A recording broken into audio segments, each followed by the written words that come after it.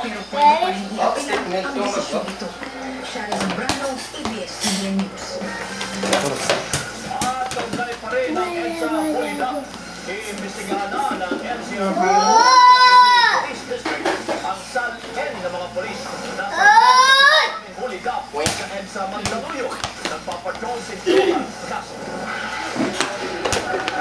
Pinulong na NCRPO Chief Carmelo Valmoria at QCPD Director Richard Albano ang mga pulis ng QCPD Station 1 sa Naloma para iangat ang mapapangmural ng ilang pulis dahil na rin sa pagkakasangkot sa hulidap sa EDSA na ilahilang paparo. Pinuli ni Valmoria ang sunod-sunod na dribble ng QCPD. Kasi normal, human lang kayo eh, di ba? Nakapit rin, nakasama nila tapos naintindihan mo nila sa mga loko-loko.